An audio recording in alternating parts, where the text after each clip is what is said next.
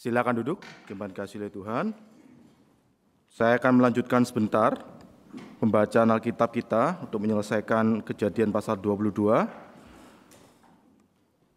Bagian selanjutnya adalah bicara soal keturunan Nahor, ayat 20. Sesudah itu Abraham mendapat kabar, juga Milka telah melahirkan anak-anak lelaki bagi Nahor saudaramu, Uz anak sulung, dan Bus adiknya, dan Kemuel ayah Aram, juga Keset, Haso, Pildas, Yitlaf, dan Betuel. Dan Betuel memperanakan Ribka. Kedelapan orang inilah dilahirkan Milka bagi Nahor, saudara Abraham itu. Dan kudik Nahor yang namanya Reuma melahirkan anak juga, yakni Teba, Gaham, Tahas, dan Maakah. Demikian jauh pembacaan firman Tuhan. Berbahagialah kita yang mendengarkan, merenungkan, dan yang melakukan di dalam kehidupan kita sehari-hari. Saudara yang kasih Tuhan, senang sekali hari ini saya bisa bersama-sama kembali dengan saudara. Tahun 2017 yang kemarin saya juga sempat datang bersama dengan keluarga, ya, istri dan anak saya. Kali ini saya datang sendiri karena waktu 2017 anak saya belum sekolah, jadi bisa dibawa kemana-mana. Dan sekarang anak saya sekolah, baru saja rapotan kemarin hari Sabtu, dan ya bersyukur naik kelas, gitu ya. Ya, anak saya baru satu memang, dan yang namanya punya anak, kita tahu bahwa seringkali itu kalau anak kita sakit, itu susahnya bagi orang tua itu 2 kali lipat, gitu ya. Kalau orang tua yang sakit, ya enggak apa-apa, tapi kalau anaknya yang sakit, itu yang repot, gitu ya. Nah, apalagi khususnya kalau anak saya ini, dia itu sebetulnya, anak saya laki ya, sekarang umur 9, naik ke kelas 4, kalau makan sebetulnya enggak susah ya, dia bisa makan sembarang gitu ya. Sayur juga dia makan, jadi enggak rewel makannya. Tetapi yang susah itu minumnya. Kenapa? Karena kalau dia itu haus pun kadang kalau lagi asik itu enggak mau minum gitu. Jadi seringkali yang terjadi itu sakit tenggorokan anak saya ini. Ya. Karena apa? Karena kurang minum. Dan itu sudah berulang kali diingatkan. Ayo Finley, namanya Finley ya, minum supaya tidak sakit. Jadi kalau pas kita tidak mengingatkan ya anak saya nggak minum ya sakit tenggorokan gitu ya. Nah, sampai pada satu titik kami itu berkata kepada anak kami ya, Finley, kenapa toh kok kamu itu susah minum, kok enggak? Nanti kalau sakit lagi bagaimana begitu. Biasanya itu dia akan berkata, ya mau gimana lagi Pak Ama, ya wis, ya lupa, ya nanti kalau sakit ya ke dokter lagi kan enggak apa-apa gitu ya. Terus kami berkata, waduh, bukan soal kamu sakit atau ke dokternya, tapi yang ya papa mama ini juga susah, sedih gitu ya. Kalau yang sakit papa mama mungkin ya enggak apa-apa, tapi kalau yang sakit kamu itu sedihnya kami ini 2 kali lipat ya, karena anak sendiri begitu. Jadi ketika dia itu tahu kalau ini lupa minum, nah dia selalu berkata sama papa mama, ya Pak, sekarang saya mau minum. Suatu kali saya tanya, lo kenapa kok sekarang kamu mau minum? Ya nanti kalau saya sakit papa mama sedih, gitu. Nggak mau bikin papa mama sedih begitu. Nah, saudara kasih Tuhan, saya percaya bahwa beban emosi orang tua terhadap anak itu jauh lebih besar ya dibandingkan dirinya sendiri. Ya, kadang orang tua itu mau untuk berkorban demi anaknya, lebih daripada berkorban untuk dirinya sendiri. Kita lebih senang kita yang sakit daripada anak kita yang sakit. Ya, ini yang terjadi dalam kehidupan saya ya sebagai orang tua, dan saya percaya mungkin di antara Bapak Ibu juga seperti itu ya. Kalau anak kita sakit begitu ya, kita pasti sedih, bahkan kalau bisa sakitnya biar papa mama ambil aja begitu ya. Biar kitanya yang sakit. Nah, ini gambaran bahwa kalau boleh saya katakan yang terjadi pada diri Abraham. Ya, ketika dia itu diminta oleh Tuhan untuk mengorbankan anaknya, ya, di dalam ayat 3 sampai ayat 4, ketika sudah mendengar perintahnya Tuhan ya di ayat 1 dan kedua, maka di ayat ketiga sampai keempat itu digambarkan pagi-pagi Abraham itu bangun, kemudian memasang keledai, memanggil 2 orang bujangnya, kemudian dia juga yang membelah kayu gitu ya, kemudian berangkat. Nah, seringkali ada yang menganggap bahwa wah ini wujud Abraham itu betul-betul taat. Ya, ketika mendengar perintah Tuhan, langsung Abraham itu taat. Abraham tidak menunda-nunda. Abraham tidak malas-malasan. Dia rajin, dia bertekun. Itu bahkan sampai pagi-pagi dia itu sudah bangun, ya, untuk melakukan apa yang Tuhan perintahkan kepadanya. Nah, seringkali ada yang menafsirkan seperti begitu. Tetapi pagi hari ini saya mencoba untuk melihat dari perspektif sebagai seorang tua. Kenapa kok dia itu bangun pagi-pagi? Itu sebetulnya karena dia memang tidak bisa tidur semalam. Kenapa? Karena dia tuh mikir, ini yang mau diserahkan itu adalah Ishak, anak yang dijanjikan oleh Tuhan, yang dapatnya saja itu susah. Kita tahu bukan pergumulannya Abraham itu untuk bisa mendapatkan anaknya Ishak ini. Kita tahu namanya Ishak itu artinya apa? Bapak Ibu, ini tes Alkitab yang bisa jawab nanti dikasih hadiah sama Pak Joni, bukan saya yang ngasih hadiah ya. Ishak artinya apa tahu? Tertawa bukan? Kenapa kok artinya bisa tertawa? Karena pada waktu dikabarkan kembali oleh Tuhan kepada Abraham, kemudian Abraham cerita sama Sarah istrinya, tertawa. Kenapa? Karena istrinya itu sudah tidak, secara manusia sudah tidak mungkin lagi hamil.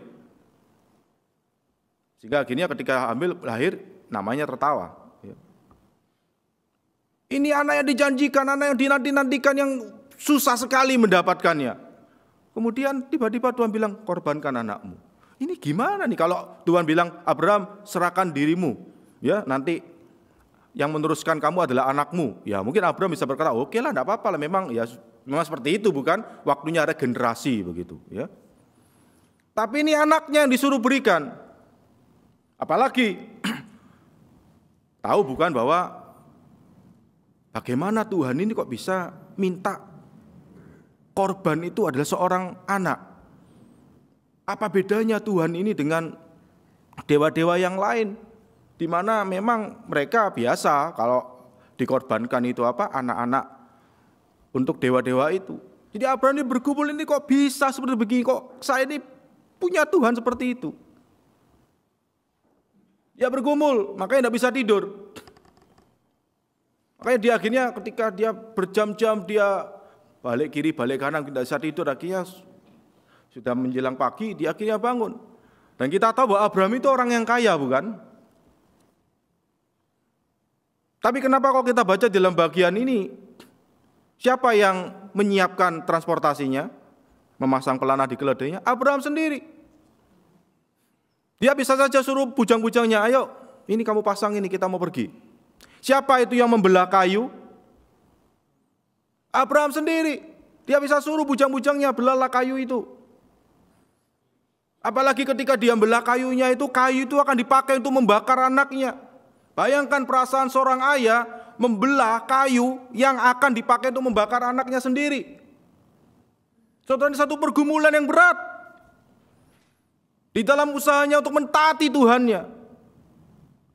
Bukan sekedar, Abraham, ayo kamu korbankan anakmu, siap Tuhan. Langsung pergi begitu ya. Ketika Pak Joni bilang sama saya, Pak Joni, Pak Amos nanti bantu pelayanan di Renbridge hari Minggu. Siap Pak Joni. Wah, saya dengan senang hati melakukannya, bukan? Apakah Abraham dalam kondisi seperti itu? Abraham korbankan anakmu, siap Tuhan, dengan senang hati dia lakukan. Jelas bukan, saudara. Ada pergumulan yang berat. Sehingga ketika dia membelah kayu itu, kemungkinan besar di hatinya berkata sambil membelah kayu itu, kenapa kok bisa begini? Mengapa Tuhan? Apa yang harus saya lakukan Tuhan? Ini susah sekali. Sambil kayu itu terus dibelah begitu ya. Dan kita tahu bukan secara psikologis memang ketika kita ini lagi bingung, lagi susah, salah satu hal yang bisa dilakukan itu ya kita bekerja. Karena kalau kita cuma duduk mikirin terus gitu ya tambah stres gitu ya. Tapi kalau ada yang bisa kita lakukan itu sedikit banyak mengurangi stres kita. Tidak menghilangkan tapi mengurangi. Dan itu yang terjadi pada diri Abraham. Bukan sesuatu yang gampang ketika dia itu melakukan apa yang Tuhan mau di dalam hidupnya. Bahkan kalau kita perhatikan selanjutnya ya, di dalam ayat yang keempat sampai yang ketujuh begitu ya. Ya kalau jalannya itu dekat gitu ya. Kan Tuhan kan berkata apa? Pergilah ke tanah Moria, persembahkanlah dia ke sana sebagai korban bakaran pada salah satu gunung yang akan kukatakan kepadamu. Ya kalau cuma setengah jam begitu mungkin ya sudah wis nang cepat selesai begitu ya. Wis nang beres sudah wis. Itu mungkin lebih simple ya, lebih sederhana. Tapi ternyata kita lihat berapa hari Abraham itu harus berjalan? 3 hari. Hari pertama, waduh ini anakku nanti harus saya korbankan. Hari kedua, susah sekali. Isi hatinya itu tidak bisa digambarkan. Bahkan kita perhatikan di sana bahwa ketika dalam perjalanan itu tiba-tiba Ishak bertanya sama Abraham. Jadi Ishak ini ketika kita baca bisa bertanya seperti itu, ya dia memang sudah di dalam usia memang bisa berpikir dan bertanya. Bapak, kemudian Abraham menjawab, ya anakku. Dan bertanyalah Ishak, iya, di sini sudah ada api dan kayu, tapi di manakah anak domba untuk korban bakaran itu? Jadi kalau kita baca di dalam Ibrani, ya, surat Ibrani pasal 11 ayat 19, di situ ditunjukkan bahwa Abraham itu dalam hatinya berpikir, ya, makanya dikatakan berpikir. Ya. Dalam hatinya itu dia percaya bahwa kalau memang nantinya Ishak ini dikorbankan mati begitu ya, ya Tuhan itu pasti akan bisa bangkitkan. Ya. Jadi di dalam pergumulannya itu ada semacam tetap keyakinan. Ya. Walaupun ini memang berat untuk mentaati Tuhan, mengorbankan anaknya, tetapi dia itu percaya bahwa kalau memang janji Tuhan itu Ishak ini adalah keturunan yang nantinya bisa menjadi berkat bagi banyak orang, dia percaya kalau Ishak itu nantinya dikorbankan, Tuhan pasti bisa bangkitkan. Ya. Makanya dia itu ya, di tengah-tengah pergumulannya itu dia lakukan itu. Tetapi anehnya, kita lihat di sini Abraham jawabnya bukan seperti itu. Kalau ketika Ishak bertanya apa? Di sini sudah ada api dan kayu, tetapi di manakah anak domba untuk korban bakaran itu? Ishak kan bertanya itu, Abraham tidak menjawab.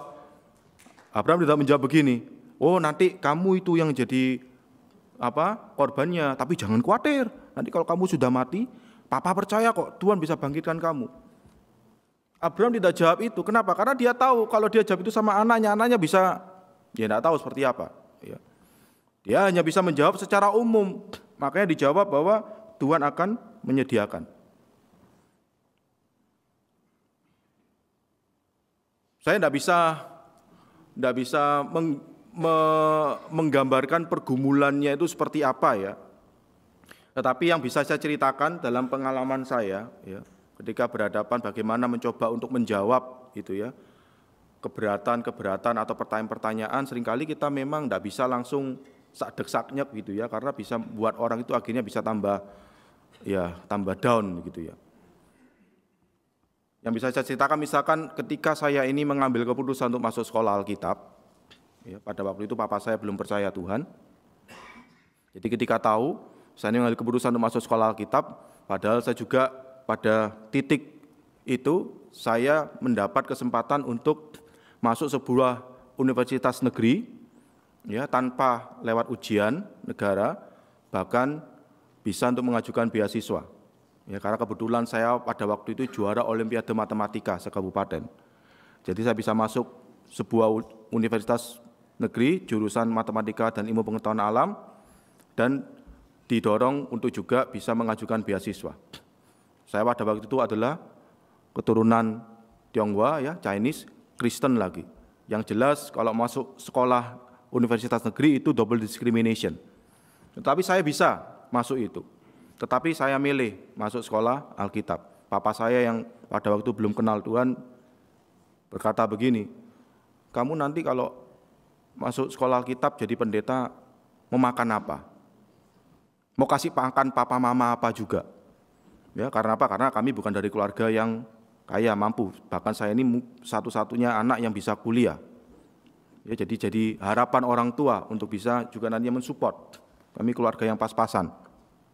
Papa mama nanti kamu kasih makan apa?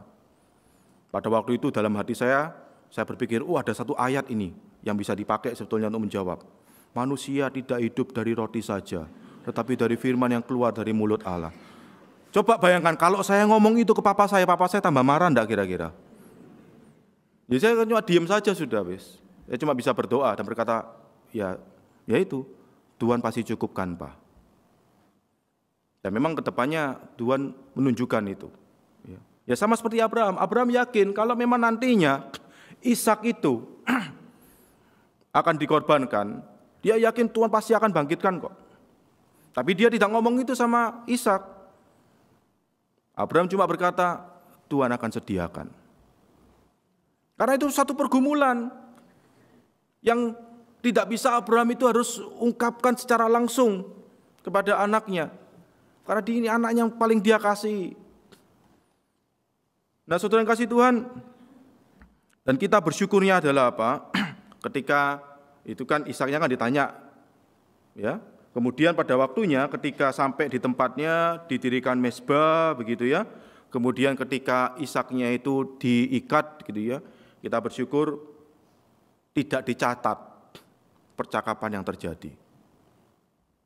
Karena perhatikan Ishak ini sudah bisa bertanya, jadi sudah bisa berpikir. Tetapi ketika di dalam ayat yang ke-9 itu, proses ketika Abraham itu mengikat dan seterusnya, itu percakapan terjadi antara Ishak dengan Abraham itu tidak dicatat. Dan kita bersyukur itu kemurahan Tuhan, karena ya saya tidak bisa bayangkan bagaimana ya hati seorang ayah. Dan ayat ke-10 dikatakan ketika dia itu sudah mau akan menyembelih. Jadi sudah pada titik akan menusukkan itu pisau ke anaknya. Tuhan kemudian menyatakan, sudah. Dan kemudian disediakan domba bakaran. Nah, Bapak kasih Tuhan, dari kisah ini sebetulnya kita bisa melihat bahwa gambaran ketika diungkapkan ya di dalam beberapa ayat ini, persembahkan ini ya, anakmu yang tunggal itu, ayat kedua, ambillah anakmu yang tunggal itu, yang engkau kasihi. Kemudian itu juga diulangi di bagian akhir, di situ dikatakan apa? Engkau tidak segan-segan untuk menyerahkan anakmu yang tunggal kepadaku, kata Tuhan. Ini gambaran apa yang Tuhan kerjakan di dalam kehidupan orang percaya, khususnya kita yang sudah jatuh dalam dosa ini. Setidaknya dalam Perjanjian Lama, Gunung Moria itu juga menjadi tempat di mana Salomo akan mendirikan bait Allah. Dan di Perjanjian Baru, tradisi kekristenan juga mengatakan bahwa Bukit Golgota, tempat di mana Yesus disalib, itu sebetulnya juga termasuk wilayah area daripada Gunung Moria ini sendiri. Sehingga apa yang dicatat oleh Alkitab di dalam Kejadian 22 ini menggambarkan akan karya Tuhan yang menyerahkan anak yang tunggal itu untuk saudara dan saya. Dan kalau dalam Kejadian 22 ini adalah sebuah gambaran ke depannya, di mana Abraham itu ketika dengan pergumulannya bersedia untuk menyerahkan anaknya, dan kemudian Tuhan menyediakan penggantinya, maka di dalam Perjanjian Baru, ketika kegelapan meliputi tempat penyalipan itu, ketika Yesus berkata, Eloi, Eloi, lama sabachthani, Allahku, Allahku, mengapa engkau meninggalkan aku? Itu sudah gambaran bagaimana hati Bapa yang mengasihi anaknya. Tetapi untuk keselamatan kita, orang yang berdosa ini, dia menyerahkan anaknya, disalibkan, disembelih, untuk pengampunan dosa-dosa kita. Saudara, ini adalah kedalaman karya keselamatan Allah. Karena memang Tuhan ketika menyediakan, seperti yang Abraham katakan, Tuhan akan menyediakan, bahkan tempatnya itu disebut sebagai tempat Allah yang menyediakan. Allah itu menyediakan bukan dengan gampangan, bukan dengan sembarangan. Karya keselamatan yang Tuhan kerjakan dalam kehidupan kita, orang berdosa ini, itu sangat-sangat dalam. Bahkan kadang kita mungkin tidak pernah bisa bayangkan dan pikirkan. Mengapa kok Allah itu sampai sedemikian mengasihi kita, sampai menyerahkan dirinya sendiri, dikorbankan bagi saudara dan saya. Yohanes 3:16 mengulang itu dengan jelas. Karena begitu besar kasih Allah akan dunia ini, sehingga ia mengaruniakan anaknya yang tunggal. Bahasa yang sama yang dipakai, seperti yang dipakai di dalam Kejadian 22 ini. Anaknya yang tunggal. Supaya setiap orang yang percaya kepadanya tidak binasa, melainkan beroleh hidup yang kekal. Saudara kasih Tuhan, iman Kristen itu bukan iman yang dangkal. Karena karya keselamatan Allah itu adalah bukan karya yang semudah membalik tangan. Karena itulah di dalam 1 Korintus Paulus mengatakan bagi orang Yunani, salib itu adalah sebuah kebodohan. Dan bagi orang Yahudi, salib itu adalah sebuah batu sandungan. Mengapa? Kenapa Allah itu kok mau repot? Kalau mau menyelamatkan manusia kan bisa saja dari surga itu Tuhan berkata, sudah manusia beres ya. Saya ampuni kamu sudah. Kamu sekarang bisa jadi lagi umatku sudah. Tetapi ngapa Tuhan itu mau repot-repot? Nyiapkan ribuan tahun. Sudah dijanjikan ketika Adam dan Hawa itu jatuh dalam dosa. Ketika Tuhan berkata bahwa keturunan daripada perempuan ini akan meremukkan kepala ular. Dan ular keturunannya akan meremukkan tumit daripada keturunan perempuan. Itu sudah dijanjikan sejak awal. Dan itu melewati proses yang panjang. Memilih seorang manusia yang bernama Abraham, kemudian juga memproses kehidupan Abraham dan menjadikan Abraham ini sebagai gambaran, khususnya di dalam kisah ini mengenai nantinya bagaimana Allah itu akan membereskan dosa manusia. Itu masih ribuan tahun.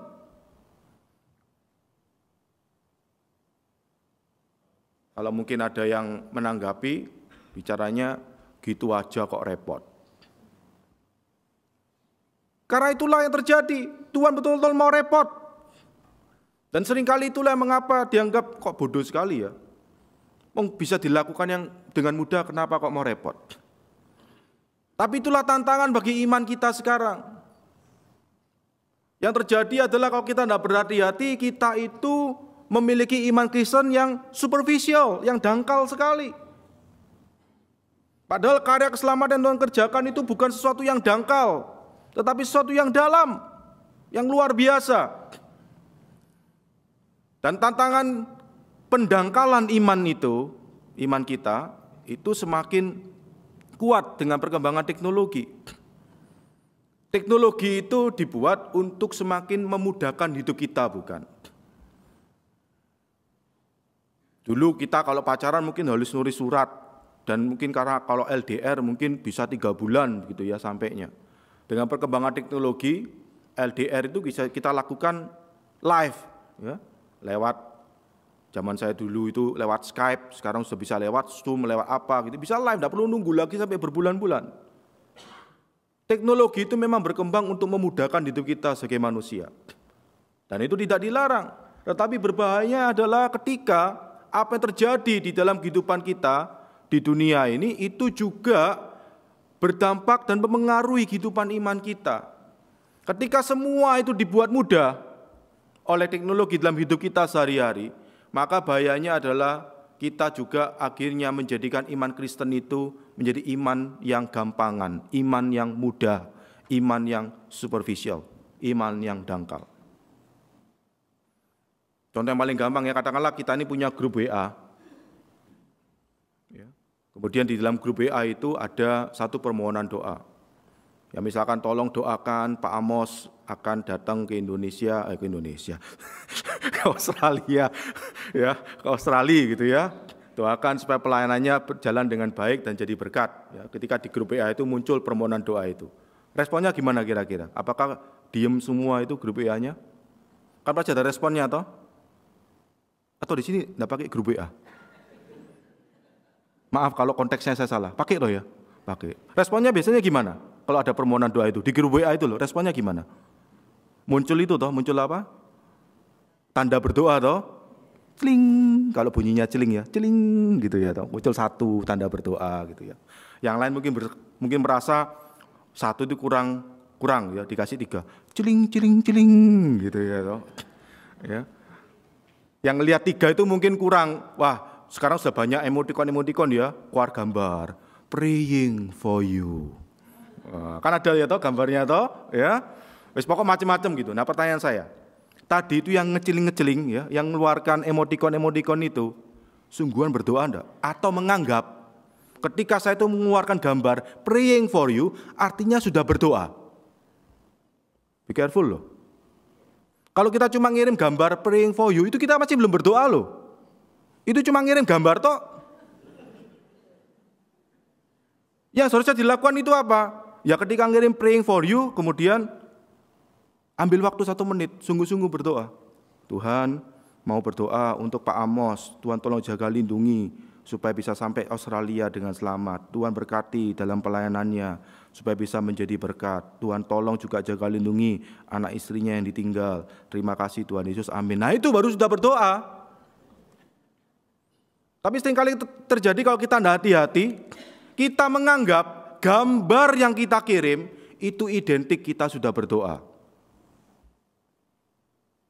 Itu contoh bagaimana kita itu menjadikan iman kita itu menjadi dangkal. Karena apa? Karena kita ya mencari jalan yang gampang. Karena kalau ngirim gambar itu kan cuma 1 detik ya toh. Celing, sudah. Tapi kalau berdoa, enggak bisa berdoa saudara 1 detik saudara. Ada enggak kira-kira di sini bisa berdoa 1 detik? Enggak bisa. Minimal ya berdetik-detik lah katakanlah gitu ya toh. Itu kan butuh waktu yang lebih lama. Itulah tantangan kita pada zaman sekarang. Bahwa seringkali iman kita itu menjadi iman yang dangkal. Nah sehingga di sisi yang lain Bapak Ibu kasih Tuhan, kalau ada di antara kita yang saat ini mengalami pergumulan iman, itu memang seharusnya seperti begitu. Menjadi orang Kristen itu kita ketika percaya terima Yesus sebagai Tuhan dan Juru Selamat, itu tidak langsung diangkat ke surga, bukan? Itu paling enak. Yang paling enak itu adalah penjahat yang disalib di sebelahnya Tuhan Yesus. Tuhan Yesus, nanti kalau kamu datang ingat saya ya. Tuhan Yesus langsung berkata apa? Hari ini juga engkau bersama-sama dengan aku di Firdaus. Itu paling enak. Tapi pada kenyataannya setelah kita percaya terima Yesus sebagai Tuhan dan Juru Selamat, dia kan tetap ada di sini. Kita tidak langsung naik ke surga. Mengapa itu bisa terjadi? Karena memang di dalam perjalanan hidup kita mengiring Tuhan, karya keselamatan Tuhan itu bukan karya keselamatan yang sembarangan. Sehingga iman kita pun tidak seharusnya menjadi iman yang sembarangan. Pergumulan yang kita hadapi adalah pergumulan yang bersama dengan Tuhan. Jadi ketika saudara di dalam bergumul, menjalani hidup kita sebagai anak Tuhan, jangan kita itu merasa kok sepertinya saya ini sendirian ya. Kok sepertinya saya ini diperlakukan berbeda dengan yang lain. Tidak. Semuanya diperlakukan sama oleh Tuhan. Supaya kita bisa semakin melihat betapa kayanya dan hebatnya Tuhan kita itu. Dan kita perhatikan di dalam ayat yang berikutnya ya, bagian yang berikutnya bicara soal keturunan Nahor. Di dalam Kejadian 22 ayat yang ke-23, di situ ada satu catatan dari berbagai keturunan itu. Kemudian ayat 23 dicatat, dan Betuel memperanakkan Ribka. Tes lagi, siapa Ribka itu? Istrinya siapa? Istrinya Ishak. Kenapa ini kok dicatat di sini? Ya karena memang Tuhan bekerjanya itu, ya pasti semua sudah disiapkan sama Tuhan. Jadi Ishak kan tetap hidup. Bagaimana supaya janji Tuhan itu, ayat yang ke-18, ayat 17, membuat keturunanmu sangat banyak seperti bintang di langit. Ishak kan tetap hidup, dan Tuhan kan juga terus mengatakan bahwa nanti dari Ishak ini akan keturunannya akan semakin banyak. Nah bagaimana dia itu bisa punya keturunan kalau tidak punya istri? Akhirnya di dalam ayat berikutnya, Kejadian 22 dilanjutkan, sudah disiapkan oleh Tuhan. Makanya ditulis namanya dengan jelas, Ribka. Dan Kejadian 24 kan kita bisa lihat itu. Bagaimana Tuhan nantinya akhirnya mempertemukan Ishak dengan Ribka itu. Nah, saudara kasih Tuhan, bukan hanya karya keselamatan Tuhan itu dalam, sehingga tidak seharusnya iman kita itu iman yang dangkal. Karya keselamatan yang dalam itu Tuhan juga kerjakan di dalam kehidupan sehari-hari. Ini kan bicara soal kehidupan sehari-hari. Manusia itu kan kawin, punya anak, ya toh. Berkeluarga. Ya kehidupan sehari-hari, kehidupan manusia kan seperti begitu memang. Dan Tuhan bekerja di dalam keseharian itu, di dalam melakukan karya keselamatannya. Kalau tadi di dalam Kejadian 22 ayat 1 sampai 19 kita melihat kedalaman daripada karya keselamatan itu, maka di dalam ayat 20 sampai 24 kita bisa melihat bahwa karya keselamatan yang dalam itu juga bekerjanya itu di dalam kehidupan sehari-hari. Dalam rutinitas kehidupan kita sebagai manusia. Sehingga saudara kasih Tuhan, di tengah-tengah pergumulan kita mengikut Tuhan, kita itu tidak perlu menunggu sesuatu yang begitu luar biasa terjadi di dalam hidup kita, nunggu bergumulnya itu sampai seperti Abraham begitu ya, baru kita itu bisa bertumbuh iman kita, baru kita itu bisa mengalami karya keselamatan Tuhan. Tidak harus kita itu menunggu seperti itu. Kalaupun itu terjadi, itu menunjukkan bahwa memang iman kita kepada Tuhan itu bukan iman yang dangkal memang. Tetapi Tuhan pun juga bekerja di dalam rutinitas kita sehari-hari. Sesuatu yang sederhana, sesuatu yang simpel. Ketika kita secara rutin beribadah di gereja misalkan setiap hari Minggu, itu Tuhan bisa pakai untuk membuat iman kita bertumbuh. Itu bisa Tuhan pakai untuk menyatakan karyanya dalam hidup saudara dan saya.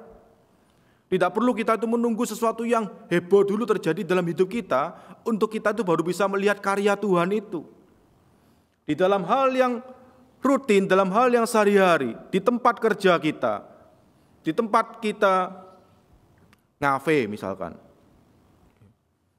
di dalam hobi kita, itu semua bisa Tuhan pakai untuk menyatakan karya dan kuasanya di dalam hidup saudara dan saya. Sehingga dalam kehidupan kita mengiring Tuhan, mari kita tidak berdiam diri menganggap bahwa segala sesuatu yang berjalan ini ya mengalir saja begitu ya. Seperti yang pernah dikutip oleh Paulus, makan dan minumlah sebab besok kita mati gitu ya. Jadi ya kita lakukan aja, sudah mengalir aja. Tetapi iman Kristen justru melihatnya itu dalam perspektif yang berbeda. Di dalam sesuatu yang mengalir rutin itu, ada karya dan kuasa Tuhan yang bekerja dalam hidup saudara dan saya. Masalahnya seringkali ya kita tidak mau untuk menyadarinya, tidak mau untuk mencoba untuk melihatnya, mensyukurinya. Sehingga Bapak Ibu Tuhan, kalau boleh saya akhiri khotbah saya, ada satu ayat penutup dari Roma 15 ayat yang keempat. Saya ajak kita untuk buka bersama-sama. Roma 15 ayat yang keempat, kalau ada, ada di slide-nya nih ya. Saya akan baca satu kali, kemudian kita akan baca sama-sama. Sebab segala sesuatu yang ditulis dahulu, telah ditulis untuk menjadi pelajaran bagi kita. Ya, termasuk Kejadian 22 itu. Supaya kita teguh berpegang pada pengharapan oleh ketekunan dan penghiburan dari kitab suci. Biarlah melalui kisah Abraham dan juga keturunan yang nantinya menjadi istrinya Ishak, anak Abraham itu, kita bisa melihat Allah itu di dalam melakukan karyanya, bukan dengan gampangan, bukan dengan sembarangan. Dan di dalam melakukan karyanya, Allah pun melakukan karyanya dalam kehidupan kita sehari-hari. Kita berdoa supaya sungguh Tuhan itu menjadikan iman kita bukan iman yang dangkal, iman yang sembarangan, iman yang gampangan, tetapi iman yang tangguh, karena kita punya Tuhan yang luar biasa. Yesus sendiri berkata dengan jelas, di dalam dunia kamu akan menderita penganiayaan, tetapi kuatkanlah hatimu, aku sudah mengalahkan dunia. Dan Tuhan pun bekerja di dalam kehidupan kita sehari-hari. Mari kita berdoa. Tuhan, kami bersyukur karena Engkau mengasihi kami. Engkau mengasihi kami sampai tuntas Tuhan, sampai sedalam-dalamnya. Bahkan kami pun tidak bisa membayangkan betapa hebatnya cinta-Mu untuk kami. Karena itu Tuhan, biarlah iman kami pun bukan iman yang dangkal, tetapi iman yang belajar semakin bertumbuh, berakar di dalam Engkau, semakin tangguh di dalam menghadapi kehidupan yang ada di dunia ini, dan biarlah kami pun juga belajar untuk mengalami cinta Tuhan itu, bahkan di dalam rutinitas kami sehari-hari. Dimanapun kami berada, kami boleh melihat Tuhan turut berkarya untuk menolong kami menjadi anak-anak Tuhan yang semakin Engkau pakai menjadi berkat. Terima kasih, inilah doa kami di dalam nama Tuhan Yesus. Amin. Terima kasih, Tuhan Yesus memberkati.